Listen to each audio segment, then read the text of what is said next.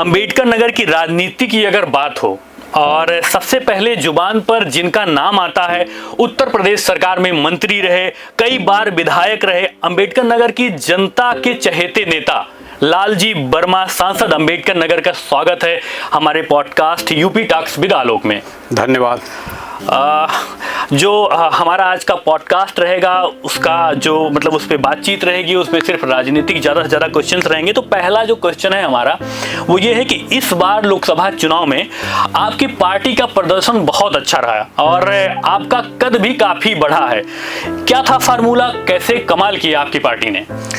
इस बार माननीय श्री अखिलेश यादव जी जो समाजवादी पार्टी के राष्ट्रीय अध्यक्ष हैं, उनकी जो नीतियां थी, जिस तरह की उन्होंने कार्य पद्धति अपनाई जनता के बीच में जाने का, जिसके कारण उन्होंने विश्वास जीता और सर्व समाज को साथ लेते हुए पीडीए की रणनीति के तहत उन्होंने जो फार्मूला अपनाया उसका सबसे बड़ा कारण रहा। और उसके साथ साथ सबसे बड़ा कारण ये भी रहा कि भारतीय जनता पार्टी 10 सालों की सरकार में कोई ऐसा कार्य नहीं कर पाई जिसको गिनाया जा सके।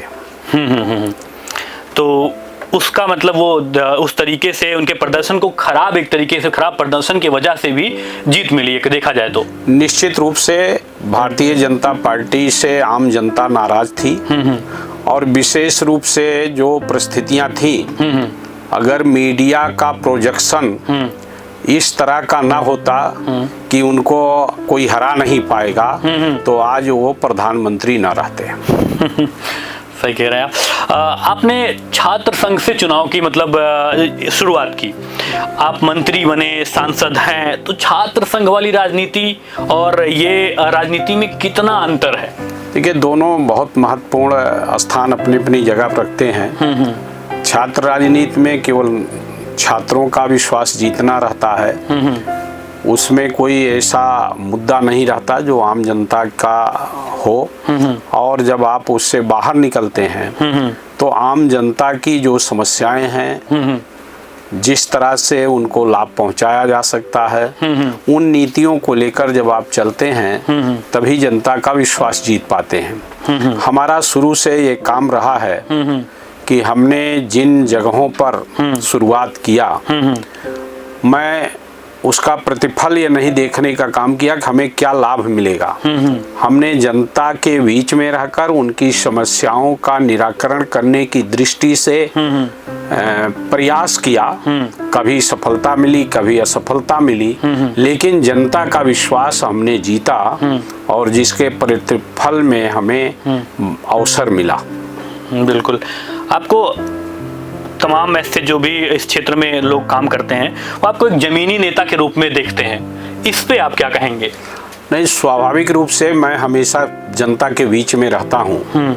अब उदाहरण के लिए करीब 3 महीने हो गया हम लोगों के चुनाव हुए और इस 3 महीने में जितने दिन सदन चला है केवल उतने दिन ही मैं दिल्ली में रहा, अन्यथा मैं क्षेत्र में ही रहा।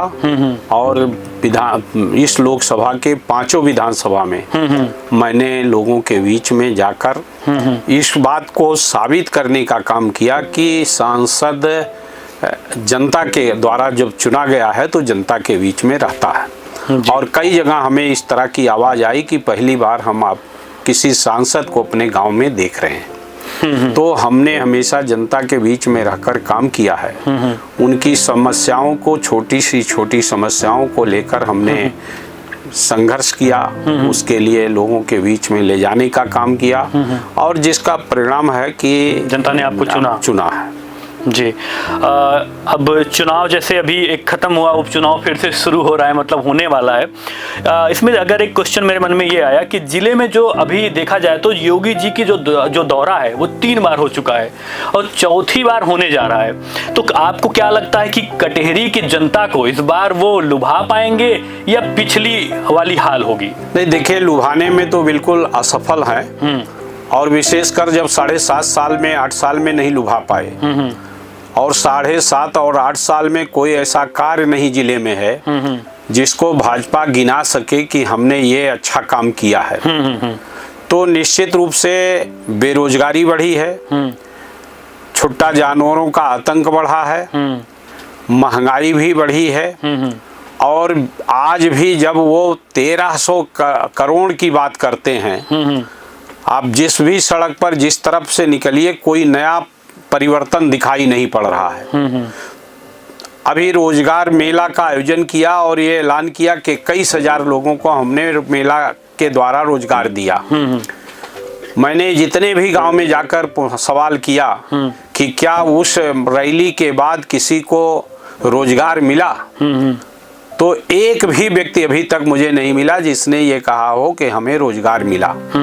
तो जिससे निश्चित रूप से वो अपनी हार भी मान चुके हैं, लेकिन इसी कारण से अधिकारियों के द्वारा ये प्रयास किया जा रहा है कि किसी तरह से साम दाम दंड भेद के तहत जो सामान्य निष्पक्षता से नहीं बल्कि पक्षपातपूर्ण ढंग से चुनाव जीतने का प्रयास कर रहे हैं। और इसी का परिणाम है कि अभी आप लोगों ने देखा होगा, हमने ट्वीट भी किया था, बीएलओ कुछ जाति विशेष के बीएलओ जो हैं उनको हटाया जा रहा है जगह जगह। इसके साथ साथ प्रधानों की अलग बैठक करके उनको विवश किया जा रहा है, उनकी जांच कराकर उनको प्रताड़ित करने का प्रयास किया जा रहा है कि जिससे वो अपनी जांच से बचने के लिए भारतीय जनता पार्टी के साथ हमें।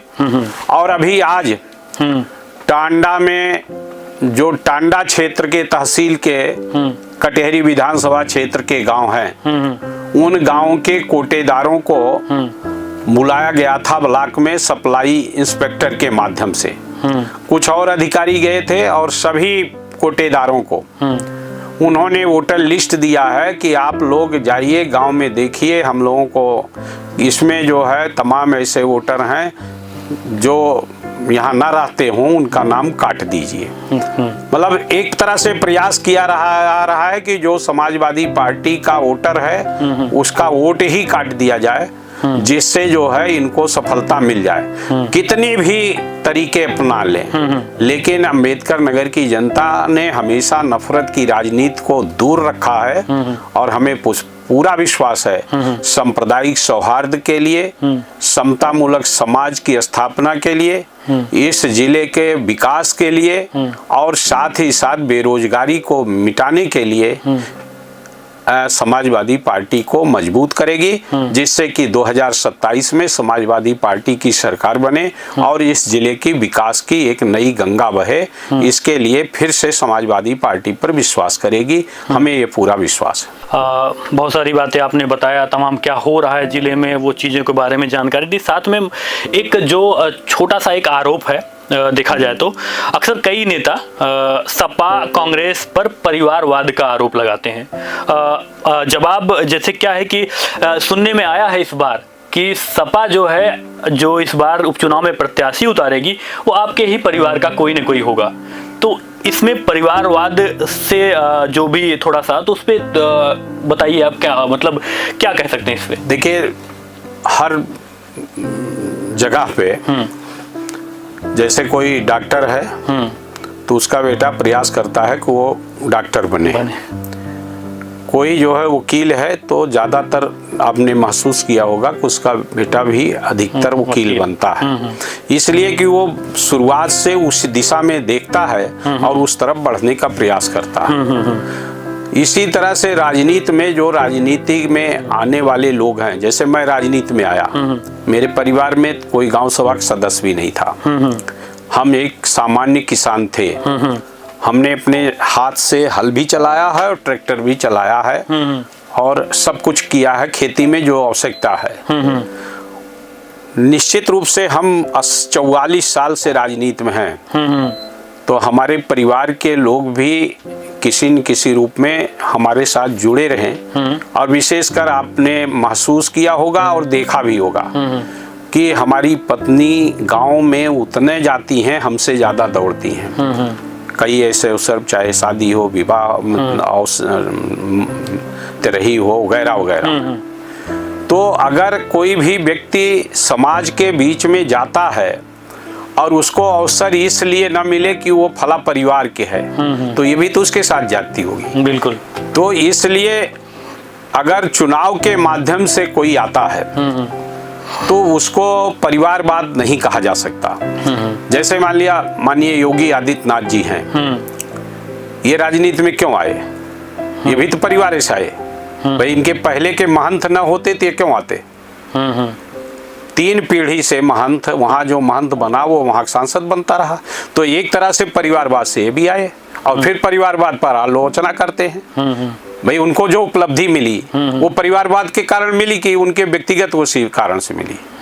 अगर उस महंत वहाँ पर ना होते गोरखनाथ में तो निश्चित रूप से इनको भी अवसर न मिलता। तो इसी तरह से बहुत से लोग हैं जो चाहे जिस भी जगह पर, इसलिए कि वो शुरू से जब उनके साथ लगते हैं तो उनको तमाम जनता चाहने लगती है और जनता की चाहत रहती है कि इनको लड़ाया जाए। तो उसी तरह से स्थितियां बनती हैं। अगर चुनाव को लड़कर और जीत कर आ रहा है तो उसको केवल जनता का विश्वास जीत के आ रहा है। तो इसको अगर कोई परिवारवाद कहता है तो मैं इसको मानता नहीं।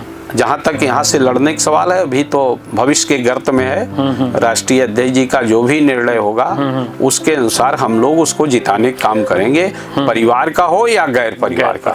चलिए, इसी से मुझे एक ऐसे छोटा सा सवाल याद आया कि आपकी मतलब जो सुनने में अभी तक आया, आपकी बेटी को शायद टिकट मिल सकता है या पत्नी को। तो आपके हिसाब से बेटी को टिकट मिलना चाहिए या पत्नी को? कौन अच्छा नेता है? नहीं, देखिए अपने अपनी जगह पर सभी अच्छे हैं। हमारी बेटी तो अभी एक्सपीरियंस की बात कर रहा हूँ। अभी जो है हमारी बेटी वो एसोसिएट प्रोफेसर के पद पर हिंद मेडिकल कॉलेज में है। निश्चित रूप से वो उस दिशा में अभी जा रही है और अभी तो मुझे नहीं लगता कि वो ये बाई इलेक्शन लड़ना भी चाहती है।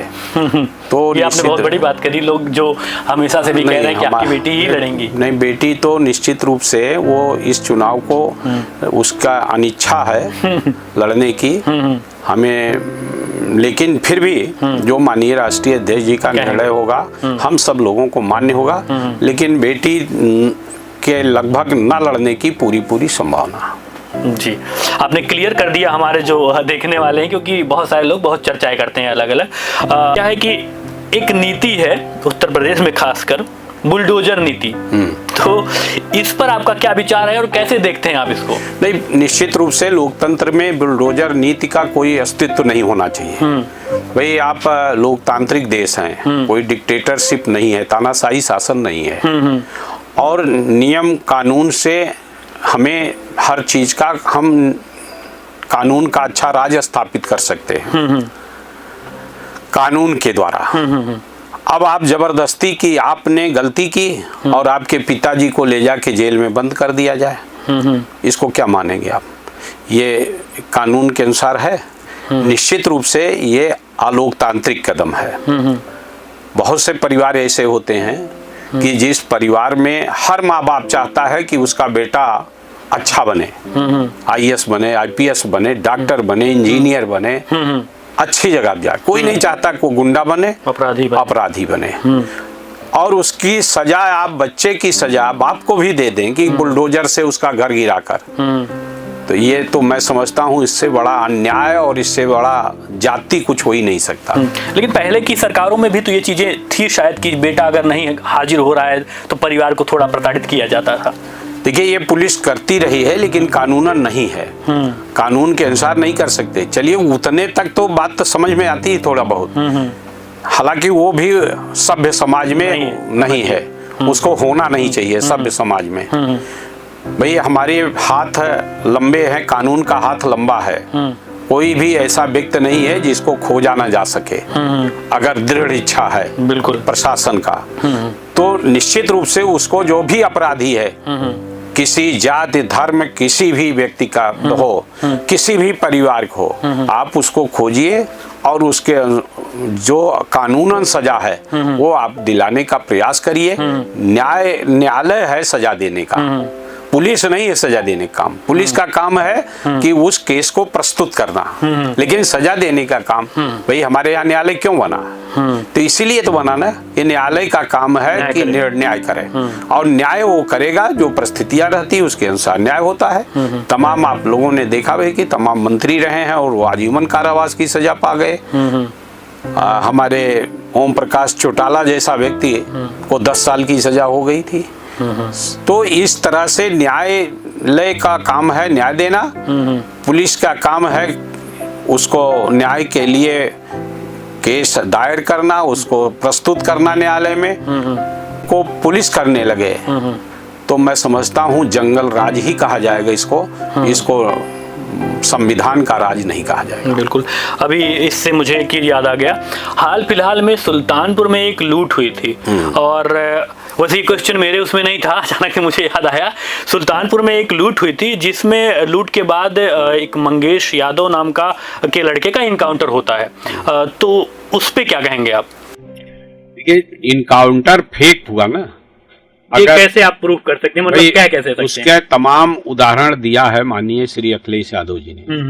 जैसे इनकाउंटर होगा, पुलिस दौड़ा करेगी, चप्पल पहन के जाएगी सवेरे सवेरे दौड़ा करने, और वो हवाई चप्पल, तो स्वाभाविक रूप से इनकाउंटर में वो जाएंगे तो कम से कम दौड़ने वाला जूता पहन के जाएंगे।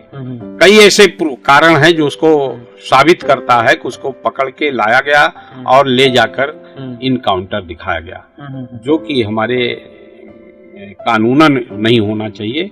और निश्चित रूप से कितना भी बड़ा अपराधी हो, इनकाउंटर अगर सीधा होता, हमला होता, वो तो अलग बात हुई, लेकिन इस तरह से पकड़ के ले जाकर और उसको मार देना, ये मैं समझता हूँ ये उचित नहीं। सवाल तो चलते रहेंगे। जैसे कि बात करें अगर लोकसभा चुनाव की, तो अयोध्या की सीट भाजपा हार गई और सपा जीत गई।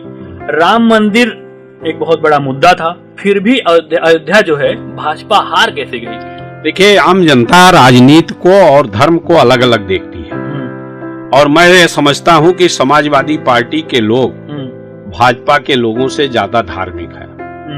जो समाजवादी पार्टी के बहुत से मतदाता 90% वो भाजपा के लोगों से ज्यादा धार्मिक है, लेकिन सामाजिक कारणों से और जो देश की परिस्थितियां हैं उनसे वो जुड़े हुए हैं। वो बेरोजगारी से लड़ रहे हैं, महंगाई से लड़ रहे हैं, भ्रष्टाचार से लड़ रहे हैं। आज आप बताइए किसी भी थाने में, किसी तहसील में भ्रष्टाचार बढ़ा है या घटा है? निश्चित रूप से कई गुना बढ़ा है। तो अगर भ्रष्टाचार से वो जूझ रहा है तो वो उस जगह पर है, और मंदिर का मामला अलग जगह पर है। हम जाते हैं धर्म के आधार पर, हर व्यक्ति अपने धर्म के प्रति विश्वास करता है, उसमें जाता है, अपना पूजा पाठ करता है, चाहे वो किसी जात धर्म का है। उसका और राजनीति से मेल नहीं करना चाहिए, और इस बात को भाजपा मिलाना चाहती थी। जनता ने इसका जवाब दिया कि धर्म अलग है और राजनीति अलग है। अच्छा, देखा जाए तो कुर्मी समाज से आप आते हैं, आपकी राजनीति इसका कितना प्रभाव पड़ा है, और क्या लगता है आपको जाति आधारित राजनीति ने क्षेत्र के विकास को किसी तरह से प्रभावित किया है? मेरे समझ से ऐसा नहीं है, और अगर अंबेडकर नगर में विकास के बारे में गहन अध्ययन करेंगे तो ये पाएंगे कि हम सब लोगों के समय में सबसे ज्यादा विकास का काम हुआ है, जिसको लोग ये कहते हैं कि ये जात पे राजनीति करते हैं, बार बार बोलते हैं। उसी समय जितना भी विकास हुआ है, चाहे वो टांडा में पुल बना हो, चाहे गन्ना मिल लगी हो, चाहे जिला का मामला हो, चाहे सड़कों का मामला हो, सब कुछ उसी समय हुआ। इंजीनियरिंग कॉलेज का मामला हो, मेडिकल कॉलेज का मामला हो, तो विकास तो निश्चित रूप से हम ही लोगों ने किया। और इस तरह से आरोप, और दूसरे मेरा ये मानना है कि कोई भी एक ऐसी जाति नहीं है जो अपने केवल जात से चुनाव जीत सकता है। जिसको सर्व समाज का वोट मिलता है वही चुनाव जीतता है। हमने जब पहली बार चुनाव लड़ा 1991 में, तो हमारी जात के 3 उम्मीदवार थे। उसके बाद भी मैं चुनाव जीता। श्री गोपीनाथ वर्मा 3 बार के मेले थे, मेरे खिलाफ लड़ रहे थे। श्री शिवपूजन वर्मा डॉक्टर, वो भाजपा से चुनाव लड़ रहे थे और उसके बाद मैं 14,000 वोट से जीता। दूसरी बार मैं जब जीता 1996 में, उस समय भी 3 उम्मीदवार थे। अपना दल का उम्मीदवार था, भारतीय जनता पार्टी का उम्मीदवार था, मैं स्वयं था, फिर भी मैं जीता। इसके बाद भी जब भी चुनाव हुआ, करीब करीब 2-3 हमेशा लड़े और महत्वपूर्ण पार्टियों से लड़े, फिर भी हम जीतते रहे, इसलिए कि हर जात का हमें समर्थन प्राप्त था और उस समर्थन के बल पर हमने चुनाव जीतने का काम किया। कोई एक जाति जमानत बचा ले जाए तो वो पर्याप्त है, मुझे नहीं लगता पर्याप्त है उसकी संख्या। जब सबका आपका साथ मिलेगा तभी चुनाव जीत सकते हैं। इसलिए ये आरोप लगाना या इस तरह की बात करना कि जात के कारण जीतते हैं, ये मैं समझता हूँ कि अनुचित है। जाति से बात, मुझे एक और सवाल याद आया कि अक्सर राहुल गांधी जी और अखिलेश यादव जी जातिगत जनगणना के बारे में सवाल उठाते कि होना चाहिए। आपको लगता है कितना जरूरी है और क्यों जरूरी है? जरूरी ये निश्चित रूप से है। देखिए, हिस्सेदारी का सवाल है। हमारा देश अंग्रेजों ने शासित कर रहे थे। हमने लड़ाई ये लड़ा कि अंग्रेज हमारे ऊपर भार हैं, वो बाहर से आकर हमारे ऊपर शासन कर रहे हैं। बहुत विकास का काम किया था अंग्रेज सरकार ने, रेलवे लाइन बनाया, पार्लियामेंट बनाया, असेंबली बनाया। आप देखिए कि तब की बनी हुई तमाम चीजें ऐसी हैं जो अच्छी हैं और जिसकी तारीफ सब करते हैं। लेकिन उसके बाद भी पूरे देश की जनता ने अंग्रेजों भगाओ का नारा दिया, इसलिए कि वो अपनी हिस्सेदारी चाहते थे सत्ता में। वो हिस्सेदारी नहीं मिला। उसी तरह से ये समाज है, विभिन्न जातियों में बटा हुआ है। सत्ता और प्रशासन में सब जगह सबको हिस्सेदारी होना जरूरी है और वो हिस्सेदारी के लिए जरूरी है कि जाति के आधार पर जनगणना कराई जाए। जैसे हम पिछड़े वर्गों को आरक्षण दिए हैं, और आरक्षण माने रोजगार नहीं है, आरक्षण माने हिस्सेदारी है कि उस समाज को हिस्सेदारी जनसंख्या के अनुपात में मिले। तमाम न्यायालयों ने कभी कभी इस तरह का निर्णय किया कि चूंकि जाति का संख्या इस आधारित नहीं है, जनगणना नहीं हुई है, इसलिए ये इस तरह का जो कानून बनाया गया है वो गलत है। तो इसके लिए जरूरी है कि जिससे कहीं भी इस तरह का विवाद उत्पन्न न होने पावे और जाति के आधार पर जनगणना हो और सभी वर्गों को उसके अनुपात में हिस्सेदारी भी सुनिश्चित होना चाहिए, चाहे वो सरकारी नौकरी हो और चाहे वो राजनीतिक जगह हो। हर जगह पर हिस्सेदारी मिलनी चाहिए, जिससे सभी लोगों को महसूस हो कि ये देश हमारा है। अगर बहुत से बड़ा वर्ग हमेशा उपेक्षित रहेगा तो उसको फिर वही बात होगी कि को निरपे होए हमें क्या हानि। तो जिसके कारण देश गुलाम हुआ था, इसी के कारण देश गुलाम हुआ था और वो विचारधारा लोगों में न पनपने पावे। हर वर्ग के लोगों को एहसास हो कि ये देश हमारा है, हमारे ये सरकार है, सरकार में हमारी बराबर की हिस्सेदारी है और जब सब लोग कलेक्टिव होकर काम करेंगे तो देश का विकास होगा। इसलिए जाति के आधार पर जनगणना अति आवश्यक है। जी, एक सवाल मेरे मन में और अभी आया कि क्या अगर लोकसभा चुनाव में सपा जो है यूपी में अकेले लड़ती तो क्या इससे कुछ सीट शायद ज़्यादा पाती या फिर कम पाती? और दूसरा ये कि 2027 में सपा जो है यहाँ पे विधानसभा चुनाव में अकेले लड़ेगी या फिर किसी अन्य दल के साथ गठबंधन होगा? देखिए, अभी तो इंडिया गठबंधन हमारा बरकरार है और निश्चित रूप से कई अवसर पर हमारे राष्ट्रीय अध्यक्ष जी ने कहा कि हम इंडिया गठबंधन के अंतर्गत ही चुनाव लड़ रहे हैं। और अब इस बात को कहना कि ज़्यादा मिलता कम मिलता, मैं समझता हूँ वो उसकी आवश्यकता नहीं है। कलेक्टिव लीडरशिप के कारण और माननीय अखिलेश जी की परिश्रम के कारण जो उन्होंने रणनीति अपनाई उसके कारण बहुत बड़ी सफलता मिली और हमेशा जो है यूनिटी में ताकत तो होती ही है। बिल्कुल। अच्छा, आप इसके पहले मायावती जी के साथ भी आपने काम किया, अच्छा तालमेल था। इसके बाद आप भी अखिलेश जी के साथ आप हैं अभी मौजूदा में, तो दोनों नेताओं में से किसके साथ आपका अच्छा तालमेल था?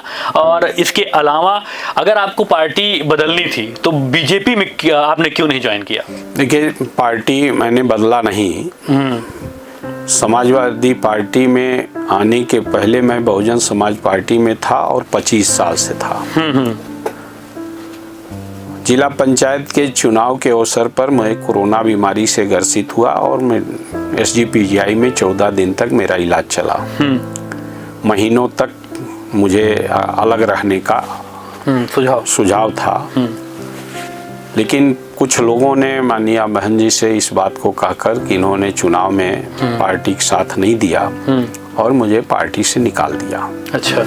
निकालने के बाद हमारे पास मार्ग बचा था कि हम क्या रणनीति अपनाएं, किस पार्टी में जाएं, ये हमारे ऊपर था। लेकिन हमारी जो राजनीति रही हमेशा सर्व समाज को लेकर और नफरत से दूर हमारी राजनीति रही है।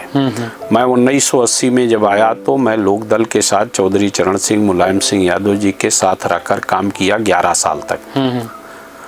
तो निश्चित रूप से जिस विचारधारा की हम राजनीति करते हैं वो विचारधारा भारतीय जनता पार्टी उससे दूर है, कोसों दूर है। पिछड़ों की, दलितों की, अल्पसंख्यक समाज की हिस्सेदारी की, तो निश्चित रूप से जब सभी को आप हिस्सेदारी की बात करते हैं तो वो भाजपा में रह के संभव नहीं है। भाजपा ये कहती है सबका साथ, सबका विकास, सबका विश्वास, लेकिन करती है उल्टा। अल्पसंख्यक समाज को एक भी सीट लोकसभा में नहीं दिया, विशेषकर मुस्लिम समाज को। विधानसभा में एक भी सीट नहीं दिया टिकट देने का, और कहती है कि हम जो 14% आबादी है उसको आप एकदम उपेक्षित करने का काम कर रहे हो। दूसरा, हमारा जो संवैधानिक अधिकार है पिछड़ों का और दलितों का, आज जितने भी विश्वविद्यालय हैं, जितने भी संस्थाएं हैं, जैसे उत्तर प्रदेश में 34 विश्वविद्यालय हैं, 2 के अलावा 32 वाइस चांसलर सामान्य वर्ग के हैं, न तो पिछड़ी जात के हैं न अनुसूचित जात के हैं। तो ये तो हिस्सेदारी नहीं हुई, सबका साथ नहीं हुआ। तो जो ये भाजपा की रणनीति है, जो रिजर्वेशन है, जैसे SGPGI में अभी 48 रिजर्व सीट पर विज्ञापन निकला, इंटरव्यू हुआ, भर्ती किए गए। 48 जो SC और OBC के लिए रिजर्व था उसमें केवल 10 भरे गए, 38 को नॉट फाउंड सुटेबल किया गया। मैंने श्री राम कॉलेज है जो दिल्ली यूनिवर्सिटी का, उसका एक उदाहरण दिया था कि एक OBC के पद पर 377 एप्लीकेंट थे, PhD नेट क्वालिफाइड लोग जो एलिजिबल थे, जिनको इंटरव्यू में बुलाया गया। अब 377 में एक भी सुटेबल नहीं था।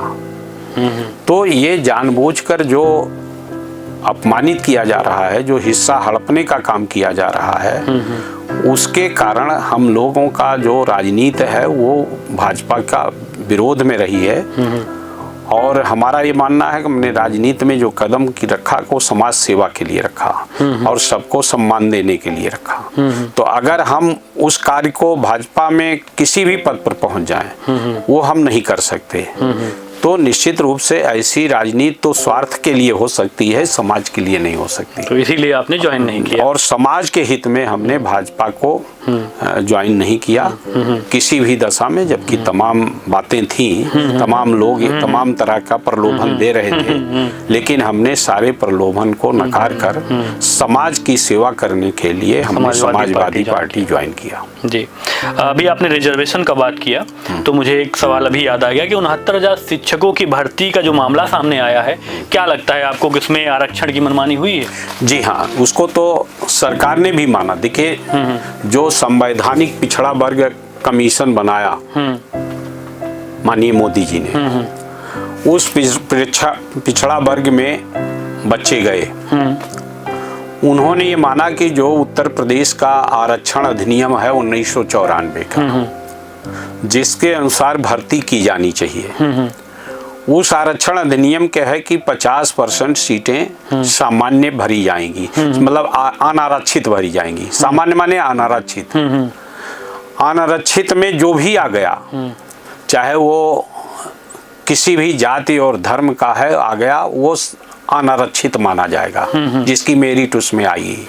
उस मेरिट के बाद तब 50% में 21% अनुसूचित जात का और 27% पिछड़ी जात का रिजर्वेशन होगा। उसके अनुसार ये 27% अलग होना चाहिए था, लेकिन जो इन्होंने भर्ती किया उसमें सामान्य में जो लोग आ गए, उसको अनारक्षित कोटे में जो लोग आए उनको भी रिजर्व कैटेगरी का मान लिया अगर, और जिसके कारण उनका हिस्सा कम हो गया। तो सरकार ने के पास जब आयोग की रिपोर्ट आई तो बच्चे फिर शासन में गए। माननीय मुख्यमंत्री जी ने एक कमेटी बनाई, एक वरिष्ठ IAS अफसर के अध्यक्षता में। उस कमेटी ने माना कि 19,000 नहीं 6,800 की गलतियां हुई हैं। अच्छा, आयोग ने तो 19,000 कहा था। 15,000 पिछड़े वर्ग के लिए और 3,084 जो है अनुसूचित जात का। इस कमेटी ने जो माननीय मुख्यमंत्री ने बनाया, उसने माना कि 6,800 पदों पर गलती की गई है। इतने OBC और SC और होने चाहिए थी जो नहीं किए गए, और उसके लिए विज्ञापन भी निकाल दिया सरकार ने कि 6800 भरे जाएंगे 22 के इलेक्शन के पहले। कुछ बच्चे जो है वो चले गए हाई कोर्ट। हाई कोर्ट ने ये कहा कि 6,800 आप अलग से भरे नहीं सकते, आप उसमें जो गलत हुए हैं उनको निकालिए और उनकी जगह पे इनको भरिए। ये 6,800 अलग से जब भरेंगे तो इसमें सामान्य लोगों को अवसर नहीं मिल रहा है, जो अनारक्षित वर्ग के लोग हैं उनको अवसर नहीं मिल रहा है। तो इसलिए उन्होंने कहा कि ये आप इस तरह से न करिए, आप उसको, हम इसमें रोक नहीं लगा रहे हैं, आप 69,000 में जो गलतियां हुई हैं उनको आप निकालिए। तो अगर उनको निकालेंगे तो जिनको नौकरी मिली है तो उनका क्या? तो अब गलत ढंग से अगर मिली है तो गलत ढंग से अगर जो मिली है, आप गलत ढंग से इस कुर्सी पर बैठ जाएं तो ये थोड़ा है कि उसकी वजह एक और कुर्सी लगा दीजिए। उठाए जाएंगे तो तकलीफ तो होगी, तकलीफ तो होगी, लेकिन गलत हुआ तो गलत अगर हुआ है तो होना चाहिए उस तरह से। लेकिन अगर सरकार चाहती तो विशेष भर्ती अभियान निकालकर पूरा कर सकती थी, जिसमें कोर्ट फिर रुकावट न डाल पाता। उस काम को नहीं किया इन्होंने। आपने बहुत क्लियरली इसको आपने समझा दिया। बहुत सारे लोग नहीं जानते होंगे कैसे कैसे कैसे, तो वो चीज़ें आपने पूरा क्लियर कर दिया। लोकसभा चुनाव के दौरान एक वीडियो वायरल हुआ था, मैंने भी देखा था, बहुत सारे लोगों ने देखा था कि एक पुलिस की टीम से आपका कुछ झड़प हुआ, आप आगे आए, शायद पुलिस पीछे आई। तो ये वीडियो के बारे में थोड़ा सा लोगों को बताइए, क्या था पूरा मामला। और एक और उड़ती खबर मिली थी कि बाहर की स्टेट से कोई पुलिस आई थी, क्यों आई थी? ऐसा हुआ कि जब हम नामांकन करने जा रहे थे, जिस तारीख को हमारा नामांकन था उसके एक दिन पहले हम तैयारी कर रहे थे नामांकन पेपर की। उस समय हमारे घर से फोन आया कि दिल्ली की पुलिस आई है, आप बात कर लीजिए। तो हमने बात किया तो उन्होंने कहा हम एक नोटिस सर्व करने आए हैं आपको। तो हमने जब पूछा तो पता लगा कि कुछ धाराएं लिखी हुई थी कि इस मामले में आपसे पूछताछ करना है, और पहली तारीख जिस दिन हमें नामांकन के दूसरे दिन आपको दिल्ली तलब किया गया है। तो निश्चित रूप से उसमें कोई ट्वीट को लेकर था, जिसमें रीट्वीट हुआ था सोशल मीडिया पर। तो उस ट्वीट के बारे में जो एक माननीय अमित शाह का मुझे जानकारी है कि उनके द्वारा एक एडिटेड उनका कोई ट्विटर पर किसी ने ट्वीट किया था, शेयर किया था। उसको अनजाने में जो भी है तो उसको रीट्वीट हमारी तरफ से भी हुआ था, जो हमारा सोशल मीडिया देखता है। तो उसी के आधार पर ये बात आई थी। कोई ऐसा बड़ा कारण नहीं था कि जिसमें वो इस तरह से कर सकते थे। फिलहाल हमने उसका जवाब हमने लोगों से राय लेकर दे दिया। दूसरी एक तो मामला ये है, दूसरा जो यहाँ का जो आप पूछ रहे हैं चुनाव के दिन का, चुनाव के एक दिन पहले हमारे कजिन हैं जो आ रहे थे, टांडा में एक जगह तलाशी चौराहे पर लगाई गई थी। उसमें तलाशी विद्यालय से वो आ रहे थे, अपने मैनेजर हैं विद्यालय के, तो वहाँ से वो आ रहे थे तो उनके बैग की तलाशी ली गई, उसमें 1 लाख रुपया मिला। आचार संहिता के अनुसार 50,000 से अधिक अगर है तो वो आचार संहिता का उल्लंघन माना गया। ठीक है, उसका उल्लंघन मानते हुए 171A में उनके खिलाफ FIR दर्ज की गई और उनका पैसा जमा करा के रिसीविंग उनको दे दी गई। चूंकि 171A में केवल 30 दिन की सजा अथवा 500 रुपये का जुर्माना है। तो निश्चित रूप से जो सुप्रीम कोर्ट की गाइडलाइन है कि 7 साल से कम की जो सजा होगी उसमें जेल नहीं भेजा सकता, तो इस आधार पर उनको वहां छोड़ दिया गया। फिर रात में भाजपा के नेताओं का प्रेशर पड़ा और जब प्रेशर पड़ा तो उसमें रात में ही प्रयास करने लगे कि उनको गिरफ्तार किया जाए। मैं सुबह मुझे जानकारी मिली, मैं पहुंच गया। तो जब पहुंच गया तो मैंने देखा कि कम से कम 100 से अधिक एक ट्रक PSC और कम से कम 100 महिला और पुरुष पुलिस मिला के सब दरवाजा कूद के घर में घुस गए थे। तो जिस पर मैंने आपत्ति दर्ज की कि आपको ये अधिकार नहीं मिलता, किस आधार पे आप घर में घुस गए और यहाँ तक कि शयन कक्ष तक पहुँच गए। तो उसके आधार पर हमारी बात हुई और जिसके कारण वो जो वीडियो आपने देखा वो देखा। जी, एक वीडियो सोशल मीडिया पे उसी दिन तुरंत वायरल हो गया था। जी, इसके अलावा जैसे क्या है कि एक अभी हाल ही में शायद आपने भी देखा हो, हमारे यहाँ के जो MLC हैं हरिओम पांडे जी, उन्होंने एक बयान दिया कि अगर इस बार हम कटहरी हार गए तो अपने पद से इस्तीफा दे देंगे। इस पे क्या कहना चाहेंगे आप? अब वो भावनाओं में कह गए, न उनको इस्तीफा देना है, हारेंगे निश्चित, लेकिन वो इस्तीफा नहीं देंगे, ना हम उनकी इस्तीफे की मांग कर रहे हैं। अच्छा, आप इस्तीफे की मांग भी नहीं कर रहे हैं? नहीं। अच्छा, मतलब हारेंगे निश्चित, ये कह रहे हैं आप? इसमें सुनिश्चित भाजपा हारेगी। कोई भी ऐसा कारण नहीं है जिसमें भाजपा जीत सके। सारे जो कारण हैं वो भाजपा के खिलाफ हैं। जनता भाजपा से पूरी तरह से रुष्ट है और माननीय अखिलेश यादव जी की जो स्वीकार्यता बढ़ रही है उसके आधार पर जनता 2027 में समाजवादी पार्टी की सरकार बनाने के लिए इस बार इस चुनाव को उसका आधारशिला मानते हुए समाजवादी पार्टी को जिताएगी। 2027 में किसकी सरकार आएगी? ये तो सभी मान रहे हैं कि अखिलेश यादव जी की सरकार आएगी। 234 विधानसभा सीटों पर इस बार हमारी जीत दर्ज हुई है लोकसभा चुनाव में। इससे बढ़ेगी ही। ये तब हुआ है जब सरकार थी दोनों जगह, और 27 में लोगों के दिमाग में मीडिया के द्वारा जो इस बार ये पहुंचाया गया था कि मोदी जी को हटाया नहीं जा सकता, जिसके कारण ये स्थिति बनी। अन्यथा तो हम यहाँ पर कम से कम 70 सीट जीतने की स्थिति में थे लोकसभा के। आने वाले चुनाव में, विधानसभा के चुनाव में 2027 के, हमारी 300 सीटें आएंगी। चलिए, बहुत बहुत धन्यवाद, आपको शुभकामनाएं। एक 5 मिनट और लगेगा, एक तुरंत का क्वेश्चन का उत्तर है। जैसे कि सिर्फ एक शब्द में उत्तर देना है। मैं सवाल पूछूंगा, उसका उत्तर एक ही शब्द में देना है और कुछ नहीं देना। जैसे आपकी नज़र में बेस्ट प्राइम मिनिस्टर कौन अब तक? अब बेस्ट प्राइम मिनिस्टर तो अब इस पर अभी हमने बहुत नहीं किया, लेकिन कई ऐसे लोग हुए हैं।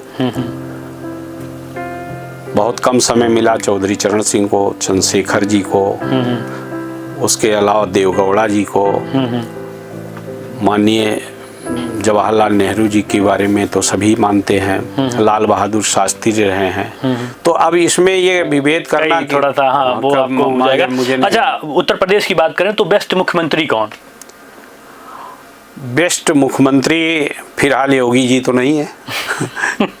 मेरा मानना है कि योगी जी से खराब और जनता का बीच में अधिकारी की मोनोपली इससे ज्यादा कभी नहीं रही है। अब पीडीए का असली चेहरा कौन? निश्चित रूप से अखिलेश यादव जी। इंडिया अलायंस का सबसे बड़ा नेता? अब हमारी नज़र में तो अखिलेश यादव किसी से कमजोर नहीं है। बिल्कुल। अच्छा, एक और सवाल, आपका पसंदीदा अभिनेता कौन? अब ये तो हम नहीं बता पाएंगे, लेकिन कौन? पिक्चर मैं बहुत देखता रहा। तब तो आप बता ही सकते हैं। लेकिन हमें किसी उसमें कोई रुचि नहीं रहती थी कि अभिनेता कौन है। अभिनेत्री? अभिनेत्री में भी कोई बहुत वो नहीं था, बस सिनेमा देखने समय बिताने के लिए जाते थे। आप देखते थे? ये निश्चित रूप से बड़ी बात आपने कह दी कि आप देखते थे। बहुत लोग नहीं देखते हैं जैसे। नहीं मैं तो बहुत देखता रहा। गाने किसके पसंद थे? पुराने ही जहाँ तक पसंद रहे होंगे? निश्चित रूप से पुराने गाने तो बहुत महत्वपूर्ण थे।